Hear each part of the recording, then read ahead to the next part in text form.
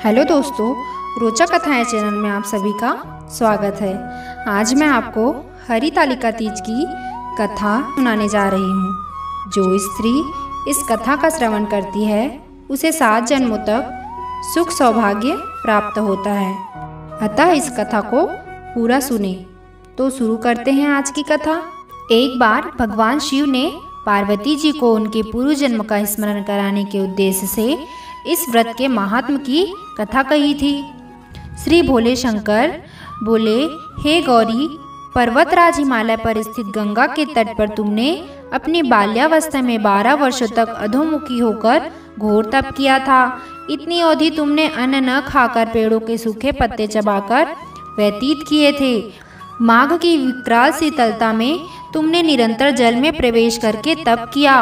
वैशाख की जला देने वाली गर्मी में तुमने पंचाग्नि से शरीर को तपाया। श्रावण की मूसलाधार वर्षा में खुले आसमान के नीचे बिना अन्न जल ग्रहण किए समय व्यतीत किया। तुम्हारे पिता तुम्हारी कष्ट साध्य तपस्या को देखकर बड़े दुखी होते थे।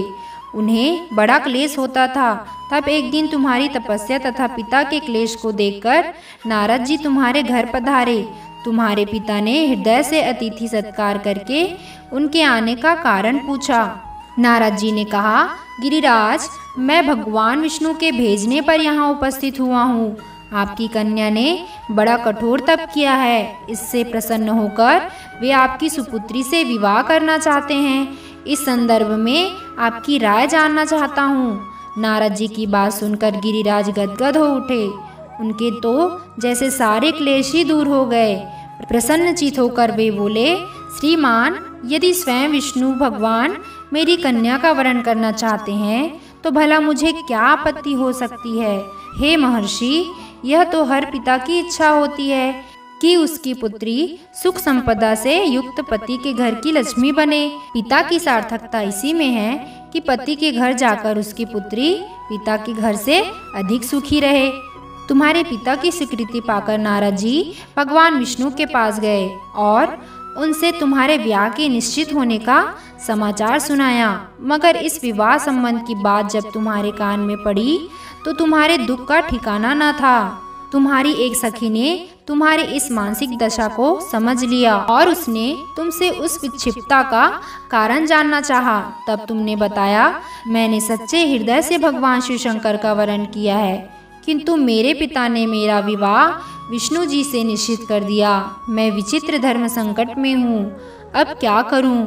प्राण छोड़ देने के अतिरिक्त अब कोई भी उपाय शेष नहीं बचा है। तुम्हारी सखी बड़ी ही समझदार और सूझबूझ वाली थी। उसने कहा, सखी, प्राण त्यागने का इसमें कारण ही क्या है? संकट के मौके पर धैर्य से काम लेना चाहिए। नारी के जीवन की सार्थकता इसी में है कि पति रूप में हृदय से जिसे एक बार स्वीकार कर लिया, जीवन पर्यंत उसी से ही निर्वाह करे। सच्ची आस्था और एक निष्ठा के समक्ष तो ईश्वर को भी समर्पण करना पड़ता है।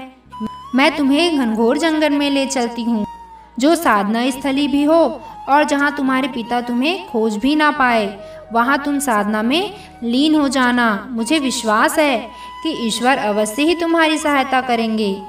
तुमने ऐसा ही किया। तुम्हारे पिता तुम्हें घर पर न पाकर बड़े दुखी हुए तथा चिंतित हुए। वे सोचने लगे कि तुम जाने कहाँ चली गई। मैं विष्णु जी से उनका विवाह करने का प्रण कर चुका हूँ। यदि भगवान विष्णु बारात लेकर आ गए और कन्या घर पर न हुई तो बड़ा अपमान होगा।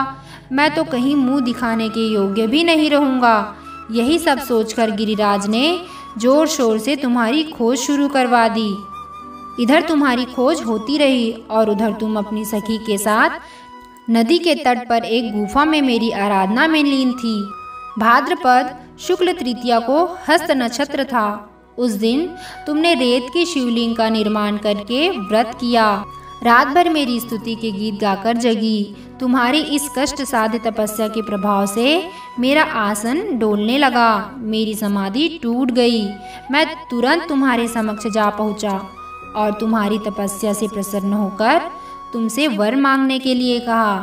तब अपनी तपस्या के फलस्वरूप मुझे अपने समक्ष पाकर तुमने कहा, मैं हृदय से आपको पति के रूप में वरण कर चुकी हूँ।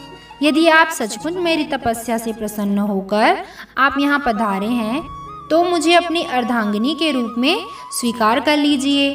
तब मैं तथास्तु कहकर कैलाश पर्वत लौट आया। प्रातः होते ही तुमने पूजा की समस्त सामग्री को नदी में प्रवाहित करके अपनी सहेली सहित व्रत का पारण किया।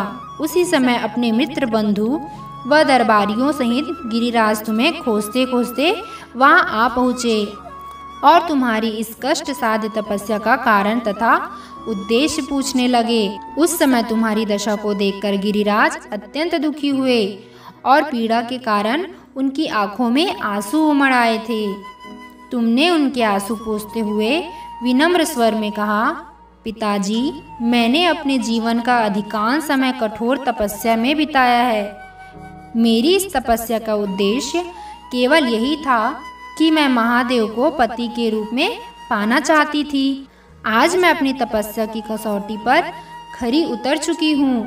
आप क्योंकि विष्णु जी से मेरा विवाह करने का निर्णय ले चुके थे, इसलिए मैं अपने आराध्य की खोज में घर छोड़कर चली आई। अब मैं आपके साथ इसी शर्त पर घर जाऊंगी कि आप मेरा विवाह विष्णु जी से न करके महादेव जी से करेंगे।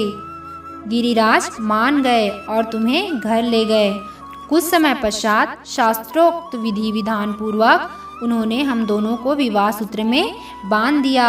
हे पार्वती, भाद्रपद की शुक्ल तृतीया को तुमने मेरी आराधना करके जो व्रत किया था, उसी के फलस्वरूप मेरा तुमसे विवाह हो सका। इसका महत्व यह है कि मैं इस व्रत को करने वाली कुंवारियों को मनवांछित फल देता हूँ। इसलिए सौभाग्य की इच्छा करने वाली प्रत्येक युवती को यह व्रत पूरी एक निष्ठा तथा आस्था से करनी चाहिए। तो यह थी हरितालिका तीज की व्रत कथा।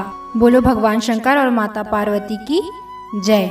भगवान शंकर और माता पार्वती आप सभी व्रत करने वाली महिलाओं की मनोकामना पूर्ण करें। आशा करती हूँ आपको यह वीडियो पसंद आया होगा। तो प्लीज़ मेरे इस वीडियो को लाइक कीजिए, मेरे इस चैनल को सब्सक्राइब कीजिए और ज़्यादा से ज़्यादा शेयर कीजिए।